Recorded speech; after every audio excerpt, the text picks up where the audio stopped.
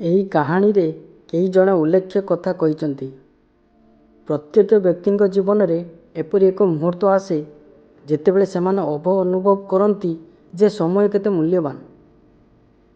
କିନ୍ତୁ ଦୁଃଖର କଥା, ଅଧିକାଂଶ ଲୋକ ସେହି ମୁହୂର୍ତ୍ତକୁ କେବଳ ତାହା ଚାଲିଯିବା ପରେ ମନେ ରଖନ୍ତି। ନମସ୍କାର ବନ୍ଧୁଗଣ, ଶ୍ରୀଟୁନକୁ ଆପଣମାନଙ୍କୁ ସ୍ୱାଗତ। ଆପଣ କେବେ କୌଣସି କାମକୁ ସ୍ଥଗିତ ରଖିଛନ୍ତି କହି ଯେ ଆପଣ ଏହାକୁ କାଲି କରିବେ, କେବଳ ପରେ ଏତେ ପଶ୍ଚାତାପ କରିବେ ଯେ ଆପଣ ଚାହିଁଲେ ମଧ୍ୟ ଏହାକୁ ସଜାଡ଼ି ପାରିବେ ନାହିଁ? ତେବେ ଏହି କାହାଣୀ ଆପଣଙ୍କ ପାଇଁ। ଏହାକୁ ଶେଷ ପର୍ଯ୍ୟନ୍ତ ଶୁଣନ୍ତୁ, କାରଣ ସମୟ ସର୍ବଦା ଏହାର ମୂଲ୍ୟ ଦେଖାଏ। ଏହା ଏକ ଛୋଟ ଗାଁରେ ଅବସ୍ଥିତ। ଗୋପାଳ ନାମକ ଏକ ପୁଅ ସେଠାରେ ରହୁଥିଲା। ଗୋପାଳ ବହୁତ ନିର୍ଦ୍ଦୋଷ ଥିଲା, କିନ୍ତୁ ତାଙ୍କର ଗୋଟିଏ ସମସ୍ୟା ଥିଲା, ସେ ଅତ୍ୟନ୍ତ ଅଳସୁଆ ଥିଲା। ସ୍କୁଲ କାମ ହେଉ କି ଘର କାମ, ସେ ସବୁକିଛି କାଲି ପର୍ଯ୍ୟନ୍ତ ସ୍ଥଗିତ ରଖିଥିଲା। ମୁଁ ଆଜି ପଢ଼ିବି ନାହିଁ ବନ୍ଧୁ, ମୁଁ କାଲି ସକାଳେ ଶୀଘ୍ର ଉଠି ଏହା କରିବି। ଏବେ ବହୁତ ଖରା ଲାଗୁଛି, ମୁଁ ସନ୍ଧ୍ୟାରେ ବଜାର ଯିବି। ଏହା ତାଙ୍କର ଜୀବନଶୈଳୀ ହୋଇଗଲା। ଫଳସ୍ୱରୂପ ସେ ତାଙ୍କ ପାଠପଢ଼ାରେ ପଛରେ ପଡ଼ିଗଲେ। ସେ ତାଙ୍କ ବନ୍ଧୁମାନଙ୍କ ପଛରେ ପଡ଼ିଗଲା। ତାଙ୍କ ପରିବାର ଏବଂ ଶିକ୍ଷକମାନେ ତାଙ୍କୁ ଗୋପାଳ ପୁଅ, ତୁମର ସମୟକୁ ମୂଲ୍ୟବାନ ଦିଅ, ଏହା କେବେ ଫେରିବ ନାହିଁ କହି ଥକି ଯାଇଥିଲେ। କିନ୍ତୁ ଏହା ତାଙ୍କ କାନରେ ମଧ୍ୟ ପହଞ୍ଚି ନଥିଲା। ତାଙ୍କର ଭବିଷ୍ୟତ ପ୍ରତି କୌଣସି ଚିନ୍ତା ନଥିଲା। ସେ କେବଳ ଫୋନ୍ ଏବଂ ନିଷ୍କ୍ରିୟ କଥାବାର୍ତ୍ତାରେ ତାଙ୍କର ମୂଲ୍ୟବାନ ସମୟ ନଷ୍ଟ କରୁଥିଲେ। ଗୋଟିଏ ଦିନ ଜଣେ ଅତି ଜ୍ଞାନୀ ବାବା ତାଙ୍କ ଗାଁକୁ ଆସିଲେ। ତାଙ୍କ ଜ୍ଞାନ ଏବଂ ଜ୍ଞାନ ବିଷୟରେ ବହୁ ଦୂରକୁ ଚର୍ଚ୍ଚା ହେଉଥିଲା। ଗୋପାଳ ମଧ୍ୟ ଏହା ଶୁଣିଲେ। ସେ ଭାବିଲେ, ମୁଁ କାହିଁକି ଏହି ବାବାଙ୍କଠାରୁ କିଛି ଯାଦୁକର ଟିପ୍ସ ନେବି ନାହିଁ? ହୁଏତ ମୁଁ ଏପରି ଏକ ମନ୍ତ୍ର ପାଇପାରିବି ଯାହା ମୋତେ ତୁରନ୍ତ ମୋ ବନ୍ଧୁମାନଙ୍କ ପଛରେ ପକାଇଦେବ। ଯେତେବେଳେ ତାଙ୍କ ପାଳି ଆସିଲା, ସେ ବାବାଙ୍କ ପାଖକୁ ଯାଇ କହିଲେ, ବାବା, ମୁଁ ମୋ ଜୀବନରୁ ହାର ମାନିଛି। ମୁଁ ସବୁକିଛିରେ ପଛରେ ପଡ଼ିଯାଇଛି। ମୁଁ କେବଳ ନମ୍ବର 1 ହେବାକୁ ଚାହୁଁଛି। ମୁଁ ସମସ୍ତଙ୍କୁ ଆଗରେ ରଖିବାକୁ ଚାହୁଁଛି। ଦୟାକରି ମୋତେ ଏକ ଉପାୟ ଦିଅ। ବାବା ଗୋପାଳକୁ ପ୍ରେମରେ ଦେଖିଲେ ଏବଂ ଏକ ଗଭୀର ନିଶ୍ୱାସ ନେଲେ। ସେ କହିଲେ, ମୋ ପିଲା, ତୁମର ପ୍ରକୃତ ସମସ୍ୟା ହେଉଛି ଯେ ତୁମେ ସମୟକୁ ମୂଲ୍ୟବାନ ଦେଉନାହ। ତୁମେ ସବୁକିଛି କାଲି ପାଇଁ ମୁଲତବୀ ରଖୁଛ ଏବଂ ତୁମର ମୂଲ୍ୟବାନ ମୁହୂର୍ତ୍ତଗୁଡ଼ିକୁ ଅଦରକାରୀ ଜିନିଷରେ ନଷ୍ଟ କରୁଛ। ହଁ, ତୁମକୁ ବୁଝାଇବା ପାଇଁ ମୁଁ ତୁମକୁ ଏକ କାହାଣୀ କହିବାକୁ ପଡ଼ିବ। ଗୋପାଳ ସିଧା ବସିଲେ ଏବଂ ବାବା ତାଙ୍କର କାହାଣୀ ଆରମ୍ଭ କଲେ। ଥରେ ଜଣେ ଦୟାଳୁ ଏବଂ ଉଦାର ରାଜା ଥିଲେ। ସେ ତାଙ୍କ ପ୍ରଜାମାନଙ୍କୁ ବହୁତ ଭଲ ପାଉଥିଲେ। ଗୋଟିଏ ଦିନ ରାଜାଙ୍କର ଜଣେ ପୁରୁଣା ପିଲାଦିନର ବନ୍ଧୁକୁ ଭେଟିଲେ। ଏହି ବନ୍ଧୁ ବହୁତ ଗରିବ ଥିଲା। ତାଙ୍କର କୌଣସି ଚାକିରି, ଟଙ୍କା ଏବଂ ସମାଜରେ କୌଣସି ସମ୍ମାନ ନଥିଲା। ସେ ସବୁବେଳେ ନିଜ ଭାଗ୍ୟକୁ ଅଭିଶାପ ଦେଉଥିଲା ଏବଂ ତାଙ୍କର ବିଫଳତା ପାଇଁ ଅନ୍ୟମାନଙ୍କୁ ଦାୟୀ କରୁଥିଲା। ରାଜା ବହୁତ ଦୁଃଖିତ ହେଉଥିଲା। ଯେତେବେଳେ ସେ ତାଙ୍କୁ ପଚାରିଲେ ଯେ ସେ କିପରି ଅଛନ୍ତି, ତାଙ୍କ ବନ୍ଧୁ କାନ୍ଦି ପକାଇ କହିଲେ, ମହାରାଜ, ମୁଁ ବୁଝିପାରୁନାହିଁ କାହିଁକି ସମସ୍ତେ କହନ୍ତି ଯେ ମୁଁ କିଛି କରିପାରିବି ନାହିଁ। ମୁଁ ଯେଉଁଠାରୁ ଚାକିରି ମାଗିବାକୁ ଯାଏ, ଲୋକମାନେ ମୋତେ ଫେରାଇ ଦିଅନ୍ତି। ମୋର ଶତ୍ରୁମାନେ ବିଭିନ୍ନ ପ୍ରକାରର ଗୁଜବ ପ୍ରଚାର କରିଥାନ୍ତି ଯେ ମୁଁ କେବେ ସମୟ ଅନୁସାରେ କାମ କରେ ନାହିଁ। ମୁଁ ଏବେ କ'ଣ କରିବି ଆପଣ କୁହନ୍ତୁ?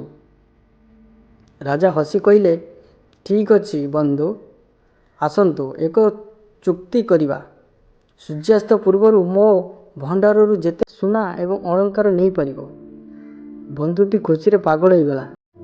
ସେ ରାଜାଙ୍କୁ ଧନ୍ୟବାଦ ଜଣାଇ ଘରକୁ ଦୌଡ଼ିଗଲା ଏବଂ ତାଙ୍କ ସ୍ତ୍ରୀକୁ ଶୁଭ ଖବର ଜଣାଇଲା। ତାଙ୍କ ସ୍ତ୍ରୀ ଖୁସିରେ ଡେଇଁ ପଡ଼ିଲେ। ସେ ସଙ୍ଗେ ସଙ୍ଗେ କହିଲେ, ଶୀଘ୍ର ଯାଅ, ଗୋଟିଏ ମୁହୂର୍ତ୍ତ ମଧ୍ୟ ନଷ୍ଟ କର ନାହିଁ। କିନ୍ତୁ ତୁମେ ଜାଣ କି ସେହି ଅଳସୁଆ ବନ୍ଧୁ କ'ଣ କହିଲା? ସେ କହିଲେ, ତୁମେ ଏବେ କେଉଁଠି? ମୁଁ ବହୁତ ଭୋକ ଲାଗୁଛି। ମୁଁ ପ୍ରଥମେ ଧୀରେ ଧୀରେ ରାତ୍ରି ଭୋଜନ କରିବି। ମୋ ପାଖରେ ଏବେ ବି ପ୍ରଚୁର ସମୟ ଅଛି। ତାଙ୍କ ସ୍ତ୍ରୀ ଶୀଘ୍ର ଖାଦ୍ୟ ପ୍ରସ୍ତୁତ କଲେ। ସେ ପେଟ ପୂରା ଖାଇଲେ ଏବଂ ଖାଇବା ପରେ ତାଙ୍କୁ ନିଦ ଲାଗିଲା। ସେ ଭାବିଲେ ଏତେ ଶୀଘ୍ର କ'ଣ, ମୁଁ ଟିକେ ଶୋଇପଡ଼ିବି ଆଉ, ଏବଂ ତାପରେ ଧନ ଆଣିବାକୁ ଯିବି। ସେ ଭାବିଥିଲେ ଯେ ସେ କେବଳ ଅଧଘଣ୍ଟା ଶୋଇବେ, କିନ୍ତୁ ଯେତେବେଳେ ସେ ଶୋଇପଡ଼ିଲେ ସେ 2 ଘଣ୍ଟା ଶୋଇଲେ। ଯେତେବେଳେ ସେ ଉଠିଲେ ସେ ଭୟଭୀତ ହୋଇଗଲେ। ସେ ଶୀଘ୍ର କିଛି ବସ୍ତା ଉଠାଇ ରାଜାଙ୍କ ପ୍ରାସାଦ ଆଡ଼କୁ ଦୌଡ଼ିଲେ, କିନ୍ତୁ ବାହାରେ ସୂର୍ଯ୍ୟ ଉଜ୍ଜ୍ୱଳ ଭାବରେ ଚମକୁଥିଲା। ଏବେ ଏହି ଭଦ୍ରଲୋକ ପୁଣି ଫସିଗଲେ। ସେ ଭାବିଲେ, ଭୟ, ଭାଇ ମୁଁ ଏଇ ଗଛ ତଳେ କିଛି ସମୟ ବିଶ୍ରାମ ନେବି, ତାପରେ ମୁଁ ଚାଲିଯିବି। ସେ ଗଛ ତଳେ ବସିଗଲେ। ଥଣ୍ଡା ପବନ ବୋହିଲା। ସେ ବସିବା ମାତ୍ରେ ତାଙ୍କୁ ପୁଣି ନିଦ ଲାଗିଲା। ଏଥର ସେ 4 ଘଣ୍ଟା ଶୋଇପଡ଼ିଲେ। ଯେତେବେଳେ ସେ ଉଠିଲେ ସନ୍ଧ୍ୟା ହୋଇଗଲା ଏବଂ ସୂର୍ଯ୍ୟ ଅସ୍ତ ହେବାକୁ ଯାଉଥିଲା। ସେ ପାଗଳ ଭାବରେ ରାଜପ୍ରସାଦ ଆଡ଼କୁ ଦୌଡ଼ିଲେ, କିନ୍ତୁ ଯେତେବେଳେ ସେ ରାଜପ୍ରସାଦରେ ପହଞ୍ଚିଲେ ସୂର୍ଯ୍ୟ ଅସ୍ତ ହୋଇଯାଇଥିଲା। ରାଜାଙ୍କ ପ୍ରାସାଦର ଦ୍ୱାର ବନ୍ଦ ହୋଇଯାଇଥିଲା। ଅଳସୁଆ ଲୋକଟି ସେଠାରେ ଠିଆ ହୋଇ ନିରାଶ ହୋଇଗଲା। ସେ କୋଟି କୋଟି ଟଙ୍କାର ଧନ ସମ୍ପତ୍ତି ପାଇପାରିଥାନ୍ତେ, କିନ୍ତୁ ସେ ସମୟକୁ ମୂଲ୍ୟବାନ ଦେଲେ ନାହିଁ ଏବଂ ସୁଯୋଗ ସବୁଦିନ ପାଇଁ ଚାଲିଗଲା। ବାବା ତାଙ୍କ କାହାଣୀ ସମାପ୍ତ କରି ଗୋପାଳକୁ ଚାହିଁଲେ। ଗୋପାଳଙ୍କ ଆଖି ବିସ୍ତାର ହୋଇଗଲା। ସେ ତାଙ୍କର ଭୁଲ ବୁଝିପାରିଲେ। ସେ ଲଜ୍ଜିତ ଏବଂ ଦୁଃଖିତ ଉଭୟ ଥିଲେ। ସେ ସେହି ମୁହୂର୍ତ୍ତରେ ସଂକଳ୍ପ ନେଲେ ଯେ ସେ ଆଉ ଆଳସ୍ୟକୁ ତାଙ୍କ ଚାରିପାଖରେ ରହିବାକୁ ଦେବେନି। ସେ ବାବାଙ୍କୁ ଧନ୍ୟବାଦ ଦେଲେ ଏବଂ ଘରକୁ ଯାଇ ତାଙ୍କ ଲକ୍ଷ୍ୟ ଦିଗରେ କଠିନ ପରିଶ୍ରମ କରିବାକୁ ଲାଗିଲେ। ଫଳସ୍ୱରୂପ ଅଳ୍ପ ସମୟ ମଧ୍ୟରେ ସେ ସମ୍ମାନ ଅର୍ଜନ କଲେ, ଖୁସି ପାଇଲେ ଏବଂ ସବୁଠାରୁ ଗୁରୁତ୍ୱପୂର୍ଣ୍ଣ କଥା ହେଉଛି ସଫଳ ହେଲେ। ବନ୍ଧୁଗଣ, ଏହା ଆମ ପାଇଁ ଶିକ୍ଷା। ସମୟ ସୁନା ଅପେକ୍ଷା ମୂଲ୍ୟବାନ। ଏହା ଆମ ପାଖରେ ଥିବା ସବୁଠାରୁ ମୂଲ୍ୟବାନ ଦ୍ରବ୍ୟ। ଆମର ଜୀବନରେ ସୀମିତ ସମୟ ଅଛି ଏବଂ ଆମକୁ ଏହାକୁ ବୁଦ୍ଧିମାନ ଭାବରେ ବ୍ୟବହାର କରିବାକୁ ପଡ଼ିବ। ଏକ ସୁନ୍ଦର କଥା ଅଛି, ଯଦି ଆପଣ ଆପଣଙ୍କର ସମୟକୁ ମୂଲ୍ୟ ଦିଅନ୍ତି ତେବେ ସମୟ ଆପଣଙ୍କୁ ମୂଲ୍ୟ ଦେବ, କିନ୍ତୁ ଯଦି ଆପଣ ସମୟ ନଷ୍ଟ କରନ୍ତି ତେବେ ସମୟ ଆପଣଙ୍କ ଜୀବନକୁ ନଷ୍ଟ କରିବ।